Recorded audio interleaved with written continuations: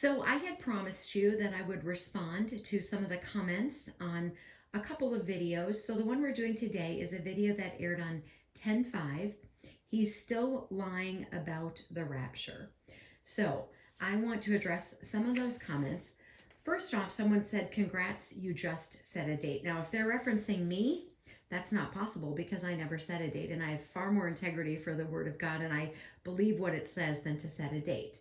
So I don't know if they're referencing me. They didn't respond.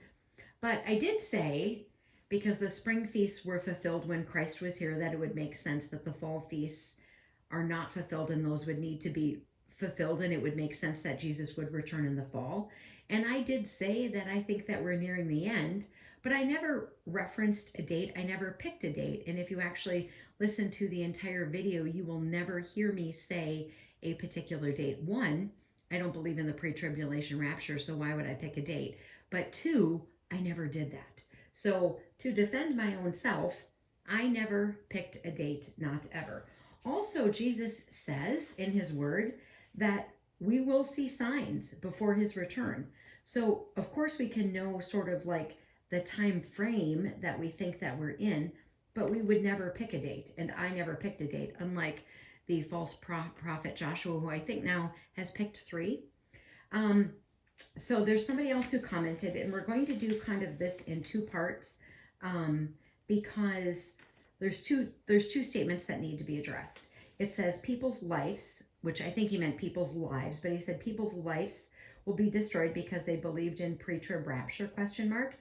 You are full of demons and lies, lady. We should expect Jesus at any moment. This is our blessed hope, Titus 2. So I don't care that you think that I'm full of demons and lies. I'm not offended by your comments.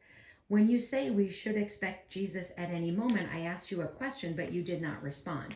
So please tell me, since Damascus has not been destroyed, and what about the third temple, and what about Jerusalem not being surrounded yet? How could it be at any moment? So when you say that I'm full of demons and lies, and you say at any moment, yet there are things that have not happened, how can you say it's at any moment?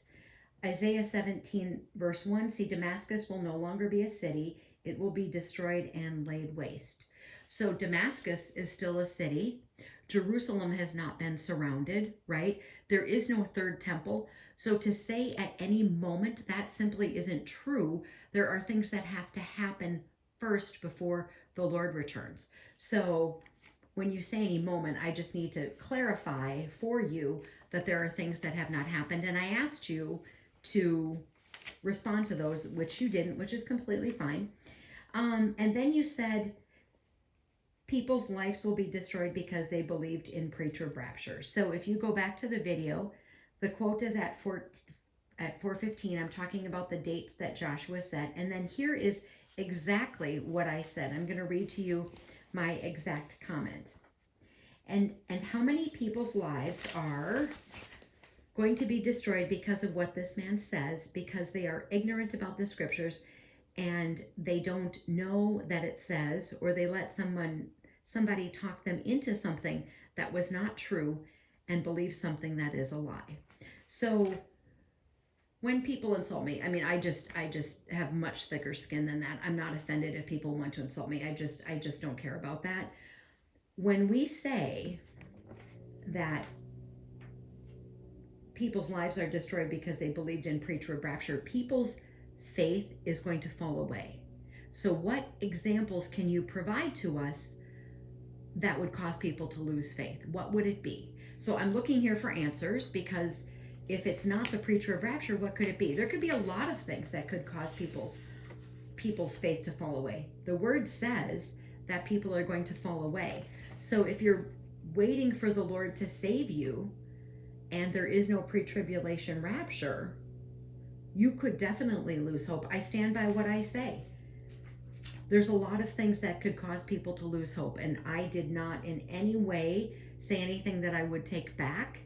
I think my comment is clear. If people are ignorant about the scriptures and they're listening to someone who's ignorant about the scriptures saying something that isn't biblical, I could see how that could cause people to lose their faith. So armor up, we ride at dawn. May God bless you as always. Have a great day.